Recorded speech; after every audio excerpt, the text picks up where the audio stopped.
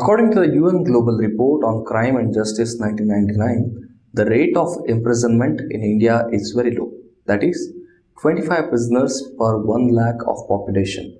In comparison to Australia, 981 prisoners, England 125 prisoners, USA 616 prisoners, and Russia 690 prisoners per 1 lakh population. A large chunk of prison population is dominated by first offenders, around 90%. The rate of offenders and recidivists in prison population of Indian jails is 9:1. Despite the relatively lower populations in prison, the problems are numerous. As per records of 2007, the prison population was 3,76,396 as against an official capacity of 2,77,304, representing an occupancy rate of 135.7% distributed across 1,276 establishments throughout the country. The prison population has been steadily increasing during the last decade. The majority of the prison population is male, nearly 96%, and approximately two-thirds are pre-trial detainees under trials. The contemporary prison. The contemporary prison administration in India is a legacy of British rule. It is based on the notion that the best criminal code can be of little use of a community unless there is a good machinery for infliction of punishment. In 1864, the Second Commission of Inquiry into Jail Management and Discipline made similar recommendations as the 1836 Committee. In addition, this commission made some specific suggestions regarding accommodation for prisoners, improvement in diet, clothing, bedding, and medical care. In 1877, a conference of experts met to inquire into prison administration. The conference proposed the enactment of a prison law and a draft bill was prepared. In 1888, the Fourth Jail Commission was appointed. On the basis of its recommendation, a consolidated prison bill was formulated. Provisions regarding the jail offences and punishment were specially examined by a conference of experts on jail management. In 1894, the draft bill became law with the assent of Governor General of India. International obligations and guidelines. The International Covenant and Civil Political Rights, that is ICCPR, remains the core international treaty on the protection of rights of prisoners. India ratified the covenant in 1979 and is bound to incorporate its provisions into domestic law and state practice. The International Covenant on Economic, Social and Cultural Rights, that is ICESR, states that prisoners have a right to the highest attainable standard of physical and mental health. Apart from civil and political rights, the so-called second generation economic and social human rights as set down in the ICESR also apply to the prisoners. The earlier United Nations Standard Minimum Rules for the Treatment of Prisoners 1955 consists of 5 parts and 95 rules. Part 1 provides rules for general application. It declares that there shall be no discrimination on grounds of race, color, sex, language, religion, political or other opinion, national or social origin, property, birth or other status. At the same time, there is a strong need for representing the religious beliefs and moral precepts of group to which a prisoner belongs.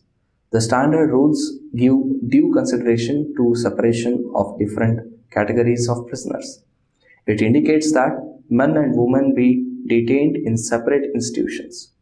The under trial prisoners are to kept separate from convicted prisoners. Further, it advocates complete separation between the prisoners detained under civil law and criminal offences. The UN Standard Minimum Rule also made it mandatory to provide separate residence for young and child prisoners from adult prisoners.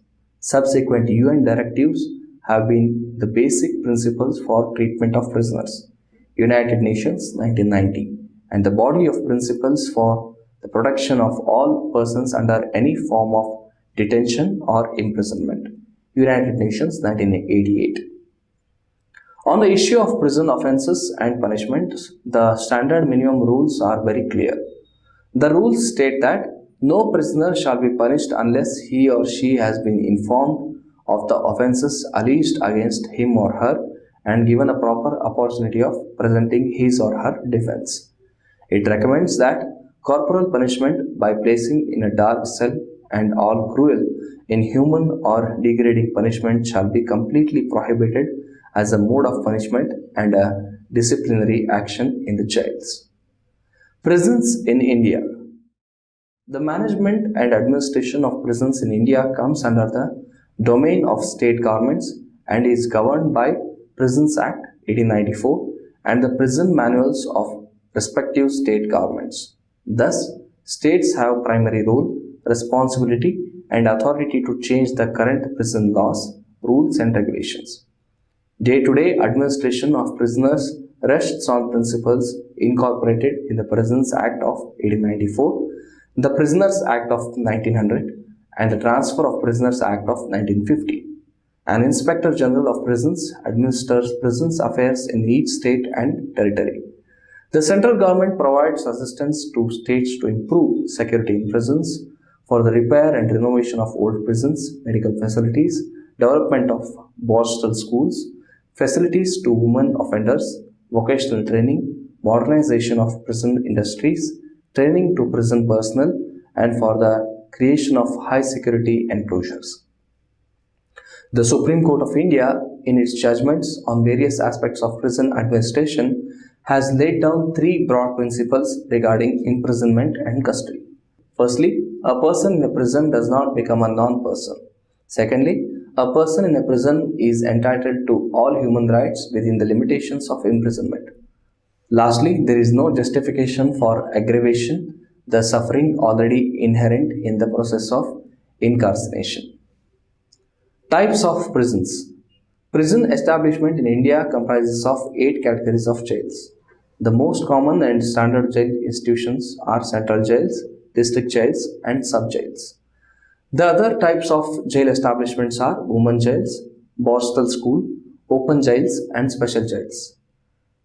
Type number: central jails 123, district jails 333, sub-jails 809, women jails 19, open jails 44, borstal schools 121, specific jails 30, other jails 3, total 1382. Prisons Act 1894. It is the Prisons Act 1894 on the basis of which the present jail management and administration operates in India. There are hardly any substantial changes in the Act since it has been formulated. However, the prison problems in India continue even after this. In the report of the Indian Jail Committee 1919-1920, for the first time in the history of prisons, reformation and rehabilitation of offenders were identified as the objectives of the prison administrator. Several committees and commissions appointed by both central and state governments after independence have emphasized humanization of the conditions in the prison. The need for completely overhauling and consolidating the laws relating to prison has been constantly highlighted. The Government of India Act 1935 resulted in the transfer of subject of jails from centralist to control of provincial governments and hence further reduced the possibility of uniform implementation of a prison policy at the national level. State governments thus have their own rules for the day-to-day administration of prisons, upkeep and maintenance of prisoners, and prescribing procedures. In 1951, the Government of India invited the United Nations expert Dr. Reckless to undertake a study on prison administration and to suggest policy reform. His report, titled Jail Administration in India, made a plea for transforming jails into reformation centers. He also recommended the revision of outdated jail manuals. Accordingly, the Government of India appointed the All India Jail Manual Committee in 1957 to prepare a model prison manual. The committee submitted its report in 1960. The report made forceful pleas for formulating a uniform policy and latest methods relating to jail administration, probation, aftercare, juvenile and remand homes, certified and reformatory school, bostel and protective homes, suppression of immoral traffic, etc. The report also suggested amendments in the Prison Act 1894 to provide a legal base for correctional work. The Model Prison Manual. The committee prepared the Model Prison Manual (NPM) and represented it to the Government of India in 1960 for implementation. The NPM 1960 is the guiding principle on the basis of which the present Indian prison management is governed. On the lines of Model Prison Manual, the Ministry of Home Affairs, Government of India in 1972 appointed a working group on prisons. It brought out in its report the need for a national policy on prisons. It also made an important recommendation with regard to classification and treatment of offenders and laid down principles. Major problems on prisons relevant to India. Despite the relatively low number of prisons in prison as compared to many other countries in the world, there are some very common problems across prisons in India, and the situation is likely to be same or worse in many developing countries. Overcrowding, prolonged detention of under trial prisoners, unsatisfactory living conditions, lack of treatment programs, and allegations of indifferent and even inhuman approach of prison staff have repeatedly attracted the attention of the critics over the years. Overcrowding. Congestions in jails, particularly among under trials, has been source of concern. If prison overcrowding has to be brought down, the under trial population has to be reduced drastically. This, of course, cannot happen without the courts and the police working in tandem. The three wings of the criminal justice system would have to act in harmony. Speedy trials are frustrated by heavy court workload, police inability to produce witnesses promptly, and a recalcitrant defense lawyer who is bent upon seeking adjournments even if such tactics harm his or her client. Fast-track courts have helped to an extent but have not made a measurable differences to problem of pending cases. Increasing the number of courts cannot bring about a desired difference as long as the current adjournment culture continues. Corruption and extortion. Extortion by prison staff and its less aggressive corollary, guard corruption, is common in prisons around the world. Given the substantial power that guards exercised over inmates, these problems are predictable, but the low salaries that guards are generally paid severely aggravate them. In exchange for contraband or special treatments, inmates supplement guards' salaries with bribes. Unsatisfactory living conditions. Overcrowding itself leads to unsatisfactory living conditions. Although several jail reforms outlined earlier have focused on issues like diet, clothing, and cleanliness, unsatisfactory living conditions continue in many prisons around the country. To improve prison conditions does not mean that prison life should be made soft. It means that it should be made human and sensible. Staff shortage and poor training prisons in India have a sanctioned strength of 49,030 of prison staff at various ranks, of which the present staff strength is around 40,000. The ratio between prison staff and the prison population is approximately 1:7. It means only one prison officer is available for 7 prisoners, while in UK, 2 prison officers are available for every 3 prisoners. Inequalities and distinctions. According to the report of Human Rights Watch, a rigid class system exists in prisons in countries like India and Pakistan. Under this system, special privileges are accorded to minority of prisoners who come from the upper and middle class, irrespective of crimes they have committed or the way they comport themselves in prisons. Inadequate prison programs. Despite the problems of overcrowding, manpower shortage, and other administrative difficulties, innovative initiatives have been undertaken in some prisons. For example, the Art of Living has been carrying out a SMART program in Tihar Jail. This includes 2 courses per month and follow-up sessions every weekend. Two courses are annually conducted for prison staff, but these are more by way of exceptions and experiments. Many prisons have vocational and training activities, but these are often outdated. Hardly any of the prisons have well planned prison programs providing structured daily activities, vocational training, pre discharge guidance, and post prison monitoring. Poor spending on healthcare and welfare in India, an average of US dollar 333, that is 10,474 rupees per inmate per year was spent by prison authorities during the year 2005, distributed under the heads of food, clothing, medical expenses, vocational or educational training, welfare activities, and others, according to National Crime Records Bureau 2005. This is in contrast to US where the average annual operating cost per state inmate is 2001 was $22,650. The latter presumably also includes salaries of prison staff. Lack of legal aid. In India, legal aid to those who cannot afford to retain counsel is only available at the time of trial, not when the detainee is brought to the remand court. Since the majority of prisoners, those in lockup as well as those in prisons, have not been tried, absence of legal aid until the point of trial reduces greatly the value of country's system of legal representation to the poor. Lawyers are not available at the point when many of them mostly need such assistance. Researchers point out that 70% of the prison population is illiterate and lacks an understanding of prisoners' rights. Thus, the poor in prison do not always get the provisions in law, though the state is obliged to provide legal aid. Abuse of prisoners. Physical abuse of prisoners by guards is another chronic problem. Some countries continue to permit corporal punishment and the routine use of leg irons, fetters, shackles, and chains. In many prison systems, unwarranted beating are an integral part of prison life. Women prisoners are particularly vulnerable to custodial sexual harassment.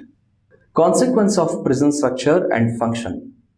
Physical and psychological torture resulting from overcrowding, lack of space for segregation of sick, stinking toilets for want of proper supply of water, lack of proper bedding, restrictions on movement resulting from shortage of staff, parading of women through men's wards for lack of proper separation, non-production of under-trial prisoners in courts, inadequate medical facilities, neglect in the grant of parole, rejection of premature release on flimsy grounds, and several such afflictions result not from any malfeasance of the prison staff but from collective neglect of the whole system.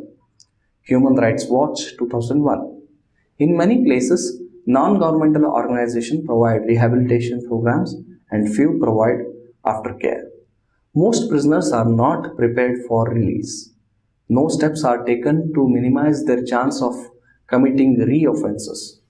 Programs to develop a set of values, the ethos of honest labor, and to build pro-social ties with the community are essential, however, they are not well implemented. Health problem in prisons. The overcrowding, poor sanitary facilities, lack of physical and mental activities, lack of decent health care all increase the likelihood of health problems in prisons. Though there is not much information available or published on health problems in prisons, an exception is a small study in Central Jail at Hindalga in the Belgaum district of Karnataka. The study showed that 850 prisoners were evaluated and followed up for a period of 1 year, and the results were indeed shocking.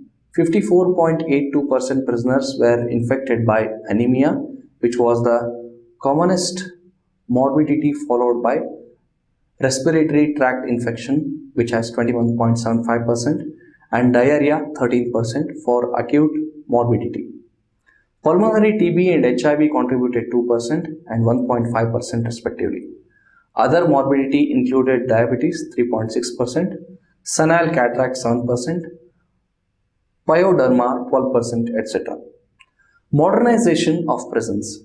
The scheme for modernization of prisons was launched in 2002-2003 with the objective of improving the conditions of prisons, prisoners, and prison personnel. The components include construction of new jails, repair and renovation of existing jails, construction of additional barracks, improvement in sanitation and water supply, and construction of staff quarters for prison personnel. Activities under the scheme have been construction of 168 new jails, renovation, repair, and construction of 1,713 new barracks, construction of 8,965 staff quarters, as well as improvement of water and sanitation in jails. A second phase has been envisaged in 2009 with a financial outlay of Rs 3,500 crores. However, questions have been raised whether modernization can bring about change without integrity of purpose. Can isolation of any institution from public support and scrutiny make it transparent and attentive to its objectives? Any government that claims attempting to integrate the felon into society first of all should declare prisons is as much as a public institution as that of a university or hospital. Remove its isolation and integrate it functionally and physically into society.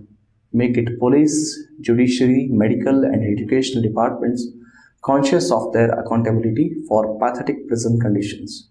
Otherwise, things are not going to change just with allocation of money and launching of schemes. Conclusion. The prison has always been a matter of serious concern. The prison should offer conditions that are compatible with human dignity and conducive to social mainstreaming, and that a person in a custody in a civilized society should be treated like any other human being outside the prison. Prison population have remained at the margins of welfare and development and have seldom been viewed as a need of or deserving of social services. Hence, there is need to focus on prisoners' rights, need for transparency and accountability, monitoring of prison conditions, modernization of prison administration, and sensitization and expansion of prison staff.